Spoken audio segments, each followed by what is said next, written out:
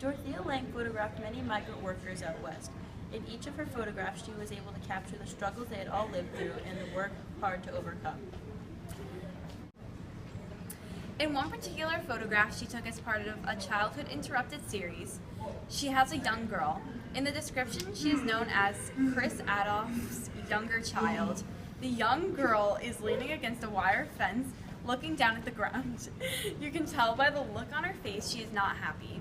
One might assume that she is unhappy with the way she has to live her life.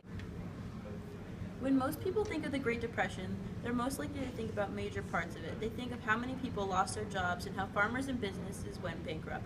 But no one ever really thinks about what life was like for the children at that time. They also had to live through the exact same struggle that their parents were going through. The only difference between what they were going through and what their parents were going through at the time was that they couldn't do anything about the situation that they were in. Their parents were laid off from their jobs, so they had to find new ones. They were taking whatever jobs that they could get, but the children couldn't do anything to help provide for their families. The children had no voice, and what Dorothea Lange did for them by taking pictures of them and sharing their stories was give them that voice that they needed. Dorothea Lange was able to share what it was like for all of these migrants with no jobs and their children. She helped show them, the nation, the effects the Depression had on each of the migrant workers.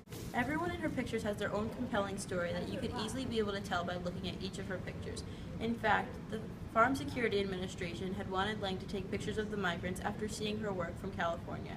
Rexford Tugwell saw Lange's work as a model of what he had in mind for their pictures. All of Dorothea Lange's photographs tell a story through a small gesture her subjects are making, like the way this girl has her body pressed against the wire fence and her hands are placed on it. Even the way she has her head tilted looking down at the ground shows you the struggles she had in her life. In each of her photographs, she allows us to feel what her subjects feel. Although she would sometimes pose her subjects, she still made sure that her subject's story was still portrayed. Dorothea Lange would never impose herself in her photographs. She wanted the pictures to be all about her subjects. She took the time to get to know her subjects so she would correctly characterize them in their stories. That's right. Thanks for watching part 2 of the Dorothea Lange video. If you want to watch part 1 again, click here. If you want to watch more about economics, click here. Or if you want to learn about political events of the 30s, click here.